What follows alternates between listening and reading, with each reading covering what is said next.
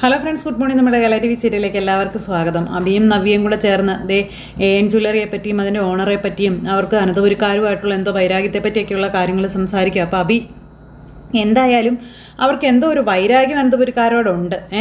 അവർ target ചെയ്യുന്നതേ Moorthy's jewellery തന്നെയാണെന്ന് അബി പറയുക. അപ്പോൾ ശരിയാണെന്ന് നവ്യം പറഞ്ഞു. 3 മണിക്ക് എഴുന്നേക്കണം, അലാറം അടിച്ചിട്ടില്ലെങ്കിലേ എഴുന്നേക്കില്ല എന്ന് പറഞ്ഞപ്പം അതെന്തിനാ നീ 3 മണിക്ക് എഴുന്നേക്കുന്നതെന്ന് ചോദിച്ചു നവ്യ.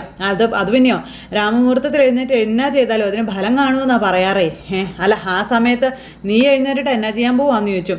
അത് പിന്നെ കുറച്ച് മെഡിറ്റേഷൻ, പ്രാർത്ഥന അങ്ങനെ എല്ലാം വേണമെന്ന് നവ്യ പറയുമ്പം നീ നന്നാവാനൊക്കെ തീരുമാനിച്ചോ എന്ന് ചോദിച്ചു നവ്യ. ഞാൻ എന്നേ നന്നാവാൻ തീരുമാനിച്ചതാടി. എൻ്റെ പഴയ സ്വഭാവമൊന്നും അല്ലല്ലോ ഇപ്പോഴത്തെ. പക്ഷേ ആ സമയത്താണ് എനിക്ക് തിരിച്ചടികൾ ഓരോന്നോരോന്നായി കിട്ടിക്കൊണ്ടിരിക്കുന്നു എന്ന് പറയുമ്പം എല്ലാം ശരിയാകുകടാ. ആദർശം അനിയൊക്കെ നിന്നെ തഴിഞ്ഞെങ്കിലേ നീ അവരെക്കാൾ മുകളിലെത്തും, അതിനൊരു സംശയം വേണ്ട. അതിനുള്ള തുടക്കമൊക്കെ ആയി കഴിഞ്ഞു എന്നൊക്കെ പറഞ്ഞ് നവ്യ അബിക്ക് ഭയങ്കര പ്രതീക്ഷകളൊക്കെ കൊടുക്കണം. അപ്പോൾ ഈ സമയത്ത് കൂടെ നിൽക്കാൻ നിന്നെപ്പോലെ ഒരു ഭാര്യ കിട്ടിയത് എൻ്റെ ഭാഗ്യമാണെന്നൊക്കെ പറഞ്ഞ് നവ്യയെ കെട്ടിപ്പിടിച്ച് അങ്ങനെ ഇരിക്കുക അബി. അപ്പം ഞാൻ നിൻ്റെ കൂടെ എപ്പോഴും കാണുമല്ലോ, പക്ഷെ നിൻ്റെ വീട്ടുകാരെ പോലെ നീ ആയി പോകരുത്.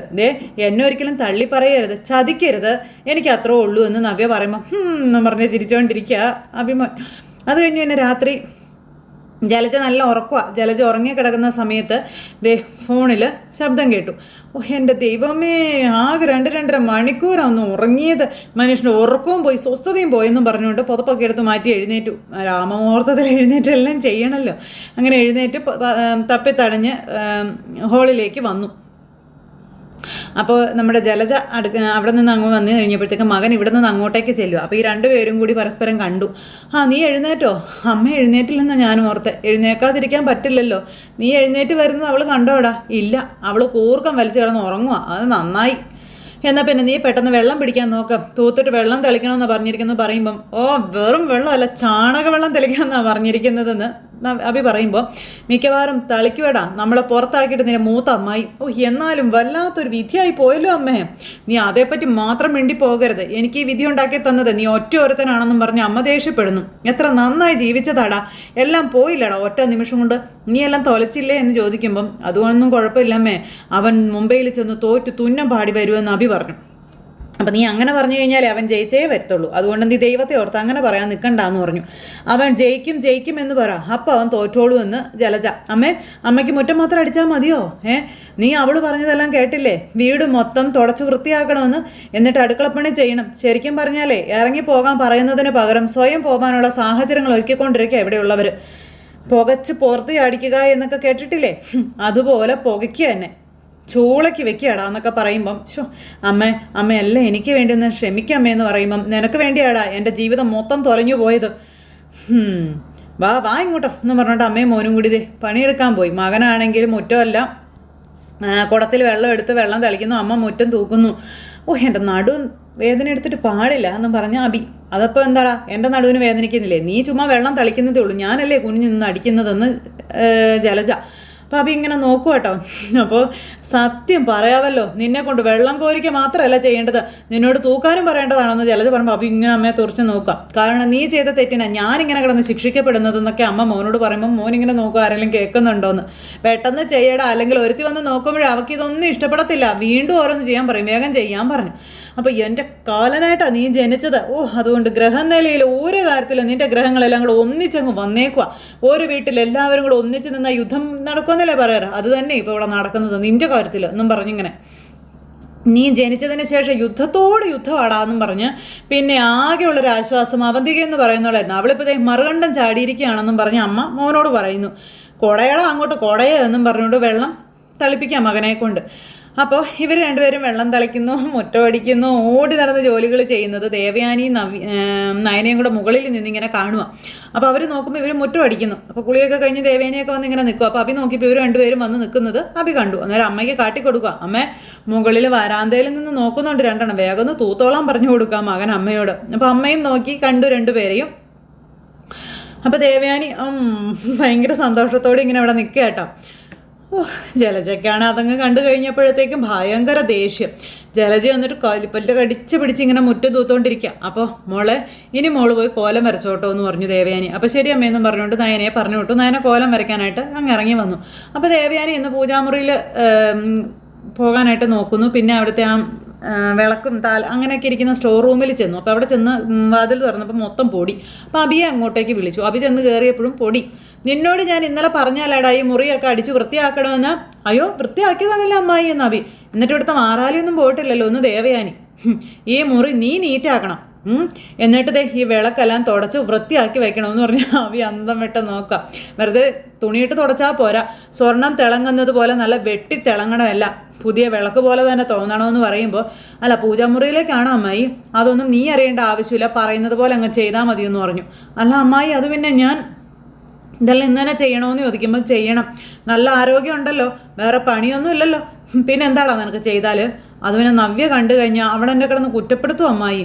നാക്കിന് നല്ല നീളമുള്ളവനല്ലേ നീ, നവ്യ നീ എങ്ങനെയാ കല്യാണം കഴിച്ചേ? നിന്റെ നാവിൻ്റെ കഴിവിൽ തന്നെയല്ലേ. അതുപോലെ എത്രയെത്ര പെൺകുട്ടികളെ സംസാരത്തിലൂടെ വലയിലാക്കിയിട്ടുണ്ട് നീ. നവ്യ ഇങ്ങനെ വല്ലാണ്ടായിട്ട് നിൽക്കുക. ചന്തുമോളുടെ അമ്മ ഉൾപ്പെടെ എത്രയെത്ര പെൺകുട്ടികളെ നീ മധുര വാക്കുകൾ പറഞ്ഞ് പറ്റിച്ചിട്ടുണ്ടടാ.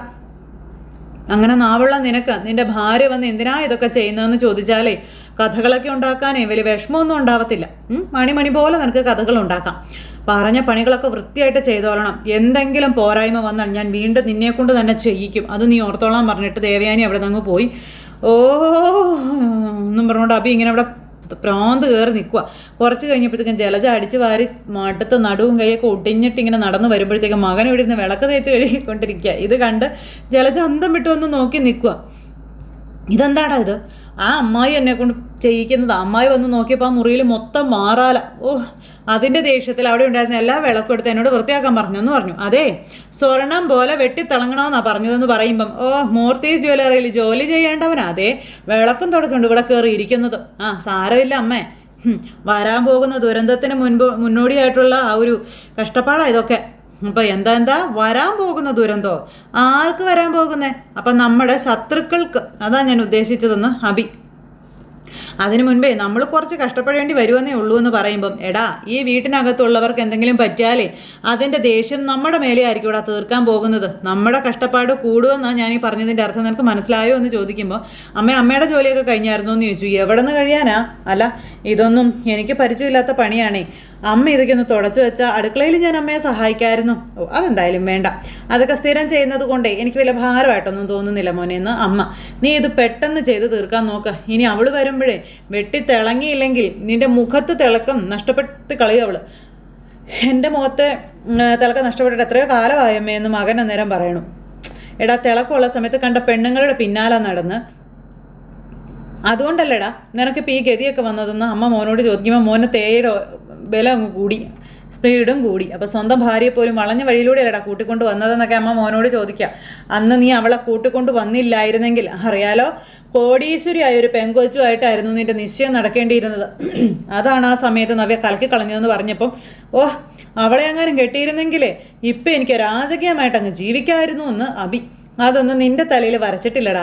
നിന്റെ ഇപ്പോഴത്തെ ആ ഒരു ദശ എന്താണെന്ന് നിനക്ക് അറിയുമെന്ന് ചോദിക്കുമ്പോൾ ദശ ഏതായാലും ഇപ്പം എൻ്റെ ദശ മൊത്തം ചതഞ്ഞുകൊണ്ടിരിക്കുകയാണെന്ന് അബി. എടാ നിനക്ക് രാഹു ദേശീയാടാ. രാഹു പഴിച്ചാലുണ്ടല്ലോ അത് ശനിയേക്കാളും ദോഷം ചെയ്യുവടാ. അതും വാലാണെന്ന് പറയുമ്പോൾ വാലോ? എടാ രാഹുവിൻ്റെ തലയും വാലും ദോഷമായിരിക്കും, മധ്യഭാഗമാണ് നല്ലത്. എന്തോന്ന് നല്ലത് എൻ്റെ അമ്മേ. എനിക്ക് കുറേ കാലമായിട്ട് മോശം സമയം തന്നെ അല്ലേ അമ്മേ. എടാ രാഹുവിൻ്റെ അവസാന ഭാഗത്താണ് നിന്റെ കല്യാണം നടന്നത്. അതിനു മുൻപൊക്കെ നിനക്ക് വലിയ കുഴപ്പങ്ങളൊന്നും ഉണ്ടായിരുന്നില്ലല്ലോ. ഒന്നും അല്ലെങ്കിലും ജുവലറിയിൽ നിനക്ക് പൊസിഷനിലെങ്കിലും ഉണ്ടായിരുന്നില്ലടാ. നിന്റെ കല്യാണം എന്ന് നടന്നു അന്ന് തൊട്ട് നിന്റെ രാഹു ചുറ്റി വരിഞ്ഞിരിക്കുകയാണെന്നൊക്കെ അമ്മ പറയുമ്പം ഈ രാഹുവിനും കേതുവിനും ശനിക്കൊക്കെ എന്ത് സുഖാമേ. അവർക്കൊക്കെ നമ്മളെ വെറുതെ ചുറ്റി അങ്ങ് വരിഞ്ഞാൽ മതിയല്ലോ. നമ്മൾ വിളക്കും തുടച്ച വീട്ടുജോലിയും ചെയ്ത് വൃത്തിയാക്കി കഷ്ടപ്പെട്ടോളൂല്ലോ. അമ്മയുടെ സമയം തന്നെ നല്ല സമയം അമ്മയെന്ന് പറയുമ്പോൾ എൻ്റെ സമയം നല്ലതായിരുന്നു, പക്ഷെ നിന്നെപ്പോലെ ഒരുത്തൻ്റെ അമ്മ ആയതുകൊണ്ട് നല്ല സമയത്തിന് പോലും ഇപ്പം എന്നെ വേണ്ടടാന്ന് അമ്മ മോനോട് പറയണു. ഇത് കേട്ടപ്പോൾ മോൻ അത്രയ്ക്ക് അങ്ങ് ഇഷ്ടപ്പെട്ടില്ല. തുള്ളിച്ചാടി മോൻ അവിടെ നിന്ന് അങ്ങ് കയറിപ്പോയി. അത് കഴിഞ്ഞപ്പോൾ പിന്നെ ദേവയാനി താഴേക്ക് ഇറങ്ങി വരും. അപ്പോൾ ജലജി അവിടെ ഇങ്ങനെ മടുത്ത് വന്ന് നിൽക്കുക കേട്ടോ. ഇനിയിപ്പോൾ നീ പോയാൽ പൂജാമുറിയൊക്കെ വൃത്തിയാക്കാൻ പറഞ്ഞു. അപ്പോൾ ഇന്നലെ എല്ലാം അടിച്ച് വൃത്തിയാക്കിയതല്ലേ ഏട്ടത്തി? ആയിക്കോട്ടെ, അതിനിപ്പോൾ എന്താ. നീ കുളി കഴിഞ്ഞിട്ട് നേരെ പൂജാമുറിയിൽ പോയി അവിടെ വെള്ളം കുടഞ്ഞ് അവിടെ ഒക്കെ ഒന്ന് വൃത്തിയാക്കുക. പൂജാമുറിയിൽ കുറച്ച് പൂക്കളും മാലയൊക്കെ കൊണ്ടുവന്ന് വെച്ചിട്ടുണ്ട്. മാലയെല്ലാം ദേവന്മാരുടെ പടത്തിലിട്ടേക്കണം കേട്ടോ എന്ന് പറഞ്ഞു. അപ്പോൾ അതൊക്കെ ചെറിയ പണിയല്ലേ എൻ്റെ ഏട്ടത്തിക്ക് അതൊക്കെ ഒന്ന് ചെയ്തുകൂടെ എന്ന് ചോദിക്കുമ്പം ചെറിയ പണിയാണെങ്കിൽ നിനക്ക് പെട്ടെന്ന് ചെയ്യാൻ പറ്റുമല്ലോ. ഇല്ലേ? ഞാനും മോളും കൂടി പൂജയ്ക്കായി പൂജാമുറിയിലേക്ക് വരുമ്പോൾ അവിടെ എല്ലാം സെറ്റായിരിക്കണമെന്ന് ദേവയാനി പറയുമ്പോൾ അവൻ വിളക്ക് തുടച്ചുകൊണ്ടിരിക്കുക. വിളക്ക് തുടച്ച സ്റ്റോർ റൂമിൽ വെക്കട്ടെ. ആ വിളക്കൊന്നും അല്ലല്ലോ ഇവിടെ പൂജയ്ക്ക് നിന്ന് എടുക്കുന്നത്, ആണോ? അപ്പം ഇതൊന്നും അവൻ അറിയാത്ത പണിയായിട്ടെത്തി. അവൻ അറിയാവുന്ന പണി എന്താണെന്ന് ഇവിടെയുള്ള എല്ലാവർക്കും അറിയാൻ ജലജ. നീ എന്ത് കൂടുതൽ പറയിപ്പിക്കരുത് കേട്ടോ എന്ന് പറഞ്ഞു. ജലജയ്ക്ക് അതും ഇഷ്ടപ്പെട്ടില്ല. അതുകൊണ്ട് മറ്റുള്ളവർക്ക് ദ്രോഹം മാത്രമേ അവനുണ്ടാക്കി വെച്ചിട്ടുള്ളൂ. ഇനി അറിയാത്ത പണിയും അവൻ പഠിക്കട്ടെ കുറച്ചൊക്കെ. അങ്ങനെയെങ്കിലും ഈ വീട്ടിലുള്ളവർക്ക് അവനെ കൊണ്ട് ഒരു പ്രയോജനം ഉണ്ടാവട്ടെ. ഇങ്ങനെ ഒരു ഗതികേട് ഒരമ്മയ്ക്ക് ഉണ്ടാകരുതേ എന്ന എൻ്റെ പ്രാർത്ഥന എന്ന് പറയുമ്പോൾ, അതിലുപരി ഇതുപോലൊരു മകൻ ലോകത്തോരമ്മയ്ക്കും ജനിക്കരുതേ എന്ന് പ്രാർത്ഥിക്കുക എന്ന് ദേവയാനി ജലജയ്ക്ക് പറഞ്ഞു കൊടുത്തു. അതുപോലെ തന്നെ അവനും പ്രാർത്ഥിക്കാം, ഇതുപോലൊരു അമ്മയെ ഒരു മക്കൾക്കും കിട്ടരുതേ എന്ന്. അതൊന്നും ജലജയ്ക്ക് ഇഷ്ടപ്പെട്ടില്ല. എൻ്റെ പെരുവിരലിൽ നിന്ന് വിറയിൽ കയറുന്നതൊന്നും പറയാനും പറ്റത്തില്ലല്ലോ ഈ ദുഷ്ട ജന്മത്തെ എന്നും പറഞ്ഞുകൊണ്ട് ജലജ മനസ്സിൽ ഇങ്ങനെ നേരം പറഞ്ഞു. നീ ആലോചിക്കുന്നത് എന്താണെന്നൊക്കെ എനിക്ക് നന്നായിട്ട് അറിയാം ജലജയെ. പൂജാമുറിയിൽ കയറിയിട്ട് നീ പ്രാഗ്യാ മതിയെന്ന് പറഞ്ഞു. നീ പ്രാഗിക്കഴിഞ്ഞാൽ അതിനെതിരായിട്ടേ സംഭവിക്കത്തുള്ളൂ എന്നും പറഞ്ഞു. നീയും നിന്റെ മകനും ഇപ്പോൾ ഒരു നൂൽപാലത്തിലൂടെ നടക്കുന്നതെന്നുള്ള ഓർമ്മ വേണം. ആ ഓർമ്മ നിനക്ക് എന്നും ഉണ്ടാവണം കേട്ടോ. പിന്നെ ചെറിയൊരു തെറ്റ് നിന്റെയോ നിന്റെ മകൻ്റെ ഭാഗത്ത് നിന്ന് ഉണ്ടാകരുത്. അങ്ങനെയൊന്നും ഉണ്ടാകാനേ ഞാൻ കാത്തിരിക്കുക ജലജെ. ഗൾഫിൽ പോയി എൻ്റെ മകനെ ചിലർ ജയിലിലിടാൻ ശ്രമിച്ചപ്പോൾ അതിന് നിൻ്റെ മകനും കൂട്ടുനിന്നു എന്നുള്ളത് എനിക്ക് സംശയമുണ്ട് എന്ന് ദേവയാനി പറയുക. ഈ വീട്ടിലും നമ്മുടെ ജ്വല്ലറിയിലും നടക്കുന്ന കാര്യങ്ങളൊക്കെ ചോർത്തി കൊടുക്കുന്ന അഭിയാണോ അല്ലയോ എന്ന് പോലും എനിക്ക് പറയാൻ പറ്റില്ല എന്നും പറയുന്നു. എന്തായാലും ഇപ്പം നീ ചെല്ല്, കുളി കഴിഞ്ഞിട്ട് വേഗം വാ, പൂജാമുറിയിൽ കയറാനുള്ളതാണെന്ന് പറഞ്ഞ് ജലജയെ പറഞ്ഞു വിട്ടിട്ട് ദേവയാനി അവിടെ നിൽക്കുക. പിന്നെ ജലജ പൂജാമുറിയിൽ വന്നു. പൂജാമുറിയിൽ ചെന്നിട്ട് ഭഗവാനോട് അനന്തപുരി തകരണേ, അനന്തപുരിയിൽ നിന്ന് പോകുന്ന ആദർശ തോറ്റ് തുന്നം പാടി തിരിച്ചു വരണേ എന്നൊക്കെ പറഞ്ഞുകൊണ്ടിരുന്ന് പ്രാർത്ഥിക്കുകയാണ് ഗണപതിയുടെ മുന്നിൽ. എന്നിട്ട് വിളക്കെല്ലാം വൃത്തിയാക്കുന്നു, അതുപോലെ പൂക്കളൊക്കെ മാറ്റിയിടുന്നു, അങ്ങനെ എല്ലാം ശരിയാക്കും. ആ സമയത്ത് പിന്നെ കാണിക്കുന്നത് നമ്മുടെ നയന ആദർശിൻ്റെ അടുത്തേക്ക് ചെന്നു, പൂജാമുറിയിലെല്ലാം റെഡിയാക്കിയെന്നും പറഞ്ഞു. അപ്പോൾ അതെ, അമ്മ ഇങ്ങനെയുള്ള സാഹചര്യങ്ങളിൽ വ്രതമൊക്കെ എടുക്കാറുണ്ട്, അതിനൊപ്പം നീയും കൂടാൻ നിൽക്കേണ്ട കേട്ടോ എന്ന് ആദർശ നയനയോട് പറയുക. നിൻ്റെ വയറ്റിൽ ഒരു കുഞ്ഞില്ലായിരുന്നെങ്കിൽ ഞാനിങ്ങനെയൊന്നും പറയില്ലായിരുന്നു എന്നും പറഞ്ഞു. ഇപ്പം കൃത്യസമയത്ത് ഫുഡ് കഴിക്കണം, മെഡിസിൻ കഴിക്കണം, അതിലൊന്നും മാറ്റം വരുത്തിയേക്കരുത് കേട്ടോ എന്ന് പറയുമ്പം അതൊക്കെ ഞാൻ നോക്കിക്കോളാം ആദർശേട്ടാ. നമ്മുടെ കുഞ്ഞിനെ പോലെ തന്നെയാണ് ആദർശേട്ടൻ ബിസിനസ് നോക്കുന്നത്. ആ ബോധമൊക്കെ എനിക്ക് നന്നായിട്ടുണ്ടെന്ന് പറയുമ്പോൾ ആയിക്കോട്ടെ, അതിന് കഠിന വ്രതമൊന്നും വേണ്ടെന്നാണ് ഞാൻ പറഞ്ഞത്, മനസ്സിലായോ? നമ്മുടെ വിവാഹശേഷം ഉണ്ടായ ഒരുപാട് സംഭവങ്ങൾ ബിസിനസ്സിനെ നന്നായി തന്നെ ബാധിച്ചിട്ടുണ്ട്. അപ്പോൾ അങ്ങനെ ഒരു അഭിപ്രായമൊന്നും എനിക്കില്ല. നമ്മുടെ വിവാഹം കഴിഞ്ഞ നാളുകളിൽ നമ്മൾ തമ്മിൽ അഭിപ്രായ വ്യത്യാസങ്ങൾ ഉണ്ടായിരുന്ന കാലത്ത് പോലും ബിസിനസ് അങ്ങനെ താഴോട്ടൊന്നും പോയിട്ടില്ല എന്നും, പിന്നീട് നീ വലിയ ഡിസൈനറൊക്കെ ആയ ശേഷം നമ്മുടെ ബിസിനസ് കുതിച്ചുയരുകയായിരുന്നു എന്നും ആദർശ് നയനോട് പറഞ്ഞു. ഇവിടെ നമ്മുടെ കഴിവുകേട് കൊണ്ടൊന്നുമല്ല എന്തൊക്കെയോ സംഭവിച്ചത്. നമ്മളെ അടുത്തറിയുന്ന ആരോ ഒരാൾ നമ്മളെ മനഃപൂർവ്വം പിടിച്ച് താഴെ ഇടാൻ ശ്രമിച്ചുകൊണ്ടിരിക്കുകയാണെന്ന കാര്യം ആദർശ് നയനോട് പറഞ്ഞു. അപ്പോൾ അതാരാണെങ്കിലും അയാൾ എത്രയും പെട്ടെന്ന് വിളിച്ചിട്ട് വരട്ടെ എന്ന് നയന ആദർശനോട് പറയുക. അതിനു വേണ്ടിയിട്ടാ ഞാനും അമ്മയും ഒക്കെ പ്രാർത്ഥനയും കഠിന വ്രതവും ഒക്കെ എടുക്കുന്ന ആദർശേട്ടാന്ന് പറഞ്ഞു. ശരി, പിന്നെ എന്ന് വെച്ച് ഞാൻ സമയത്ത് ഭക്ഷണമൊക്കെ കഴിക്കുന്നുണ്ട് കേട്ടോ. ഞാൻ അമ്മയുടെ കാര്യം ഉദ്ദേശിച്ചതെന്ന് പറയുമ്പം ആദർശം ഇങ്ങനെ ഒന്ന് നോക്കി ചിരിച്ചു. ആദർശേട്ടൻ വന്നേ, ബാ അവിടെ എല്ലാവരും കാത്തിരിക്കാമെന്ന് പറഞ്ഞ് അതിന് ആദർശനെയും കൂട്ടി പോകുന്നു. പിന്നെ മുത്തശ്ശനും മുത്തശ്ശിയും കൂടെ വരും കേട്ടോ. അപ്പോൾ പൂജാമുറിയിലേക്ക് പോകാനായിട്ട് അവർ വന്നു. ഈ സമയത്ത് പൂജയുടെ കാര്യങ്ങൾ മുത്തശ്ശനും മുത്തശ്ശിയും കൂടെ പറയുക, എനിക്ക് കാല് വയ്യാത്തതുകൊണ്ടാട്ടോ ഞാൻ വരാത്തേന്ന്. അപ്പോൾ സാരമില്ലടോ, താൻ ഇവിടെ ഇരുന്ന് പ്രാർത്ഥിച്ചാൽ മതിയെന്നും പറഞ്ഞു അദ്ദേഹം. ഇന്നലെ രാത്രി ഒട്ടും ഉറങ്ങിയില്ലല്ലേ എന്ന് മുത്തശ്ശി ചോദിക്കുമ്പോൾ, ഉറക്കം വന്നില്ല വസന്തരേ എന്ന് മുത്തശ്ശൻ പറഞ്ഞു. രാവിലെ ഇന്ന് പത്രം എടുത്ത് നോക്കിയപ്പോൾ അതിൻ്റെ ഫ്രണ്ട് പേജ് മുഴുവനും AN ജ്വല്ലറിയുടെ പരസ്യമായിരുന്നു എന്നും അതിനകത്ത് സ്വർണ്ണം അണിഞ്ഞ് നിൽക്കുന്നതോ നവ്യാണെന്ന കാര്യവും മുത്തശ്ശൻ പറയപ്പോൾ അത് കണ്ട് മുത്തശ്ശൻ ഞെട്ടിപ്പോയെന്നും. അത് അവൾക്ക് വലിയ സന്തോഷമാണ്, കാരണം പണം മാത്രമല്ലല്ലോ ഇപ്പോൾ പ്രശസ്തിയും കിട്ടിക്കൊണ്ടിരിക്കുകയല്ലേ എന്നൊക്കെ മുത്തശ്ശി ഇങ്ങനെ ചോദിച്ചു. അവൾ പുറത്തോട്ട് ഇറങ്ങുമ്പോൾ ആൾക്കാരെ തിരിച്ചറിയുന്നുണ്ടല്ലോ എന്നും പറയുമ്പോൾ, തിരിച്ചറിയുക മാത്രമല്ല ഇനി കൂടെ നിർത്തി ഫോട്ടോ എടുക്കാനും ആൾക്കാരൊക്കെ കൂടുമെന്ന കാര്യവും മുത്തശ്ശൻ പറയണം. അപ്പോൾ കുടുംബത്തിനോട് കൂറില്ലാത്ത പെൺകുട്ടികളെ സംബന്ധിച്ചിടത്തോളം അതൊക്കെ വലിയ കാര്യം തന്നെയാണെന്ന കാര്യമൊക്കെ മുത്തശ്ശൻ പറയുക. പിന്നെ അവൾക്ക് സ്വാർത്ഥത ഒരുപാടാണെന്ന് വന്നപ്പോഴേ തന്നെ അവൾ തെളിയിച്ച ഒരാളാണ്. പിന്നെ അബിയുടെ ഭാര്യ ആയതുകൊണ്ട് അത് കൂടുകയും ചെയ്തു, അത്രേ ഉള്ളൂ. ചില നേരത്തെ അവളുടെ സ്വഭാവവും സംസാരമൊക്കെ കാണുകയും കേൾക്കുകയും ചെയ്യുമ്പോൾ എല്ലാം തുറന്നു പറഞ്ഞാലോ എന്ന് പോലും എനിക്ക് തോന്നിപ്പോവാ. അപ്പോൾ ഒന്നും പറയണ്ട, നയനയും ആദർശും ഒന്നും പറയാത്തിടത്തോളം കാലം നമ്മൾ ആ അപ്രിയ സത്യങ്ങൾ ഉള്ളിൽ വെക്കുന്നത് തന്നെയാണ് നല്ലതെന്നും പറഞ്ഞ് ഇവർ തമ്മിൽ സംസാരിച്ചു. അത് കഴിഞ്ഞ് പിന്നെ പൂജാമുറിയിൽ എല്ലാവരും വിളക്കൊക്കെ കൊളുത്തി നയന പൂജകളും കാര്യങ്ങളും ഒക്കെ ചെയ്യുന്നു. എല്ലാവരും ഇവർക്ക് വേണ്ടി പ്രാർത്ഥിക്കുക. അപ്പോൾ ജലജ, എൻ്റെ ദൈവമേ, ഈ പൂജയെല്ലാം നശിച്ചു പോട്ടെ, ഈ പൂജയൊക്കെ ഒന്നും അല്ലാതായി പോട്ടെ, അവൻ പോണ കാര്യമെല്ലാം തോറ്റ് തുന്നം പാടിപ്പോട്ടെ എന്നും പറഞ്ഞുകൊണ്ട് അവിടെ നിന്ന് ദുഃഖപ്രാഗി ഇങ്ങനായിട്ട് പൂജാമുറിയിൽ എല്ലാവരുടെയും കൂടെ ഇങ്ങനെ നോക്കിക്കൊണ്ട് ഇങ്ങനെ നിൽക്കുന്നിടത്ത് ഇന്നത്തെ കഥ അവസാനിച്ചു. അപ്പോൾ എല്ലാവരും കാത്തിരുന്ന് കാണണോട്ടെ. എല്ലാവർക്കും നല്ലൊരു ദിവസം ആശംസിക്കുകയാണ്. എല്ലാവരും തരുന്ന സപ്പോർട്ടിനും സ്നേഹത്തിനും ഒരുപാട് നന്ദി ഹൃദയത്തിൻ്റെ ഭാഷയിൽ അറിയിക്കുന്നു. അടുത്ത സൂപ്പർ ഹിറ്റ് കഥയുമായി കാണുന്നത് വരെ എല്ലാവർക്കും ടാറ്റാ.